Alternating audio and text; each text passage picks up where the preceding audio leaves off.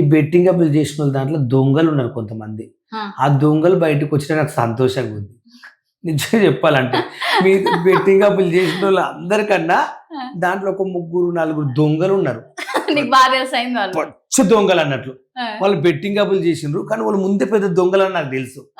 అమ్మో వాళ్ళు బయటకు వచ్చిరు కదా, నాకు ఆనందంగా ఉంది. అమ్మతో చెప్పాలంటే ఈ బెట్టింగ్ వాళ్ళ కన్నా నాకు వాళ్ళు నలుగురు వచ్చిరు కదా, ఆ నలుగురిని చూసి నేను తట్టుకోలేక, అంటే మోసం చేసిన వాళ్ళు, నా ముందరనే మోసం చేసిన వాళ్ళు. నాకెంత ఉండొచ్చు వాళ్ళ మీద. అమ్మ అలాంటి వాళ్ళు. ఆ పల్లె ప్రశాంత్ ఎంత దొంగ, రైతు బిడ్డ అని ఎంతమందిని మోసం చేసినారా. నువ్వు కూడా బెట్టింగ్ అప్పులు చేసినావు. మనిషి వరా అన్నా, మండి పొక్కుతున్నా అన్నా, అన్నా రైతు ఎండిపోయింది అన్నా బాబు. నీ ఊరే నిజంగా చెప్తున్నారా, చెప్పుతో కొడతారా ఫస్ట్ నిన్ను. రైతు బిడ్డని పేరు చెప్తే చెప్పుతో కొడతా అసలు నిన్ను. నన్ను జైలు వేసిన పర్లేదు, నువ్వు నా మీద కేసు పెట్టిన పర్లేదు. కానీ నువ్వు నిజంగా చెప్తున్నారా, ఒరే కర్రీడా పండు రాలుతాయిరా నీకు ప్రశాంత్గా. నా పరువు తీసిన మర్చిపోయినావా?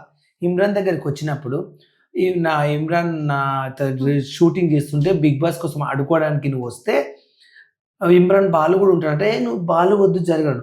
ఒకప్పుడు టిక్ టాక్లో మాకు నీళ్ళు మోసినావు, వాటర్ బాటిల్ మోసినావు, నాతో కలిసి బీర్ తాగినావు, హైటెక్ సిటీ లోకేశ్వర్ ఇంట్లో ఆఫీస్లో దాగి వండుకున్నావు. మర్చిపోయినావు అనుకున్నావు అన్నయ్య. నువ్వు చేసిన నీ బతికేందో టిక్ టాక్లో నువ్వేమేమి చేసినావు ప్రతి ఒక్కటి నా దగ్గర లిస్ట్ ఉంది. అందుకే నీ పేరు పెట్టి తిడుతున్నా, నేను భయపడకుండా. అంటే నువ్వు అర్థం చేసుకుని నీ బతికేందో. అంటే నువ్వు నన్ను అవమానించినందుకు నేను ఈరోజు తిడుతున్నా.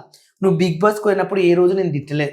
బిగ్ బాస్ నుంచి బయటకు వచ్చినప్పుడు నీకు తిట్టలే, ఎందుకంటే ఎవరు పాపం వాళ్ళు అవుతారు. ఇప్పుడు బెట్టింగ్ అప్పులు చేస్తావు అన్నయ్య, మందిని చంపేశారు, నీ వల్ల చచ్చిపోయారు. నీకు 1 మిలియన్ మంది ఫాలోవర్స్ ఉండొచ్చు, నీ వల్ల ఫ్యాన్స్ అంతా దిబ్బడి చచ్చిపోయారు. నిన్ను గుడ్డిగా నమ్మారురా.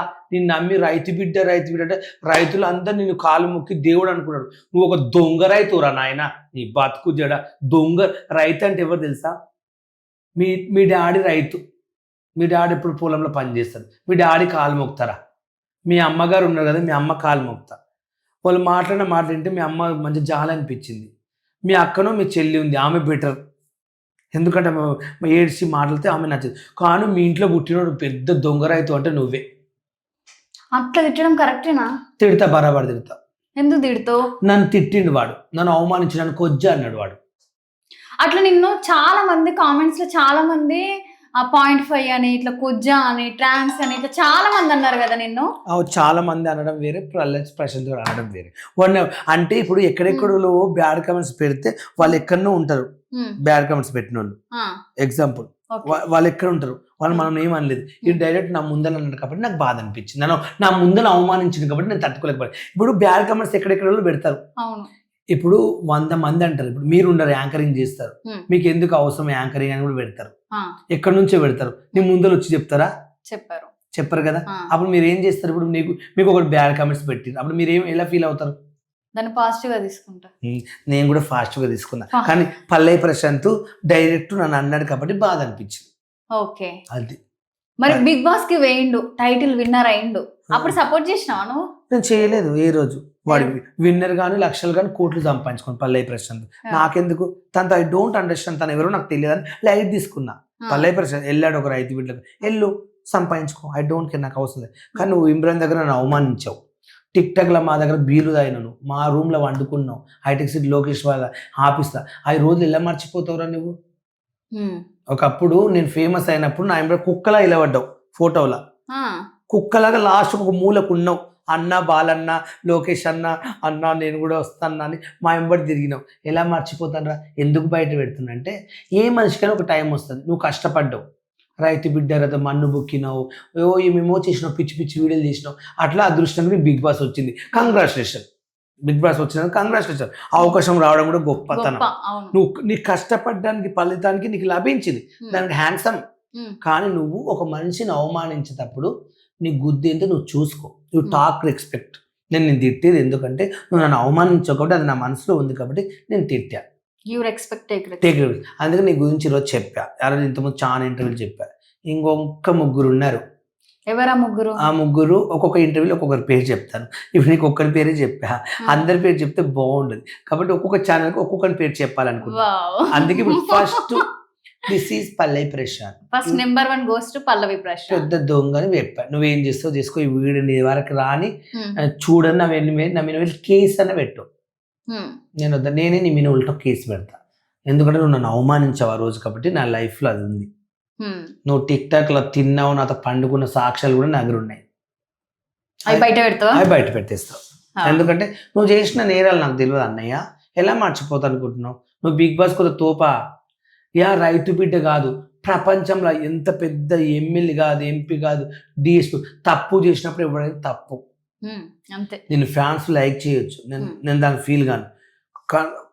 అంటే నీకు ఫాలోవింగ్ ఉన్నంత మాత్రమే వేరే వాళ్ళని అవమానించి వేరే వాళ్ళని తిరిగితే ఎవరు ఊరుకుంటారు చెప్పు? అవమానిస్తే ఎవరు ఊరుకుంటారు? ఇప్పుడు నేను ఉన్నాను, ఇప్పుడు ఎవరైనా తిడతా ఊకుంటారా?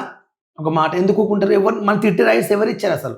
ఇప్పుడు నన్ను ఒక దగ్గర నన్ను పిలిచారు షూటింగ్కి, నన్ను పిలిచింది డైరెక్టర్, ఆయనకు అవసరం నన్ను పిలిచిన పోయి నేను షూటింగ్ చేసుకుంటున్నా, నువ్వు కూడా వచ్చావు అక్కడికి. వచ్చినప్పుడు నీ వరకేదో నువ్వు చేసుకుని పోలే, పక్క వాళ్ళని చూస్తే చీ గీడా అంటే ఎంత బాధ అనిపిస్తుంది అనే రైస్ నీకు అసలు ఎవడిచ్చిండు? మరి నేను కూడా అనుకోవచ్చు కదా, ఈ ముష్టోని ఎట్లా తీసుకుని రాని, ఎట్లా పాడే ఉంటావు రా నువ్వు. నేను చూస్తే తినేది కూడా కక్కొస్తాం, మరి నేను అనలా కదా. అందుకే ఒక మనిషిని అంతప్పుడు నేర్చుకోండి ఎవరైనా సరే, ఈ ఇంటర్వ్యూ దాకా ఒక మనిషిని ఎప్పుడు మనం చీప్గా చూడొద్దు, చూపుగా మాట్లాడద్దు. దేవుడు ఎలా ఉంటే అలా పుట్టిస్తారు. మా అమ్మనే నన్ను అన్నారు, మా అమ్మనైనా తిడితేనో మా డాడీ వాళ్ళు తిడితే నేను భరిస్తాను. ఎవడో గొట్టంగా నన్ను తిడితే గల్లీజ్గా నాకు ఎంత బాధ అనిపిస్తుంది. పో నిన్ను అన్నాను, మీ అమ్మ నాయన ఊరుకుంటారా?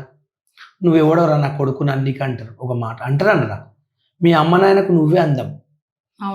ఎందుకంటే నీ కొడుకు నేను అన్నారు 9 నెలలు కాబట్టి, మీ అమ్మాయిన మీ అయినా నువ్వు ఎలాంటి పని చేసినా కూడా నా కొడుకు బంగారం అంటారు, కానీ చెడు అని అనరు. ఇప్పుడు మా అమ్మ నాయన కూడా అట్లే అంటారు. నువ్వెవడన్నా తిట్టనికి ఆ రోజు బాలొద్దు కొచ్చోడు పక్క గచ్చిలేరోడు అన్నావు, నాకు ఎంత బాధ అనిపించింది. పల్లె ప్రశ్న నువ్వే చెప్పు ఒక మాట.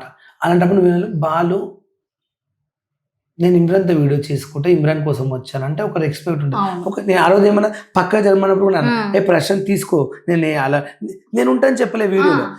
ఇమ్రాన్ ఉండమండు, ఇమ్రాన్ బాలు కూడా ఉంటాడు అని చెప్పి బాలు ఇమ్రాన్ సపోర్ట్ చేసిండు. పాపం ఇమ్రాన్ ఏమని ఆయన సపోర్ట్ చేసిండు. మరి ఆ మాట అన్న తర్వాత ఏమన్నా అన్నాడా? ఎవరిని? ఇప్పుడు నార్మల్ నిన్ను వద్దు అని అన్నాడు కదా నిన్ను పల్లవి ప్రశాంత్, అప్పుడు ఇమ్రాన్ అన్న ఏమన్నా రియాక్ట్ అయ్యిందా? ఎందుకు ఆయన ఉండుమని అంటే వద్దన్నప్పుడు ఇమ్రాన్ అని ఇంకా మళ్ళీ ఎలా అంటాడు చిల్లరగా? అప్పుడు నేను ఇమ్రాన్తో వద్దన్న పర్వాలేదు అని అన్నా, మళ్ళీ ఆయన ఎందుకు రియాక్ట్ అవుతాడు? నువ్వే మేనేజ్ చేసుకుంటే ఇక వద్దులే అని పక్క జరలే. ఇప్పుడు ఇమ్రాన్ అన్న కోసం వాడొచ్చిండు, వాడొచ్చినప్పుడు వాళ్ళకి నేను కొట్లాట ఎలా పెడతాను? నన్ను ఇమ్రాన్ అని పిలిచిండు, నా ఫ్రెండ్ టిక్ టాక్ నుంచి ఇమ్రాన్ అన్న నా క్లోజ్ ఫ్రెండ్. ఇమ్రాన్ ఈ రోజు స్థాయిలో అంటే నేనే కారణం. అంతేనా? నేను దీవించిన 200 లోటు ఇచ్చి నువ్వు ఒక రేంజ్లో అవుతావు ఇమ్రాన్ అని. నాతో మంచిగా ఉన్నాడు ఇమ్రాన్, ఒక ఫ్రెండ్ లాగా.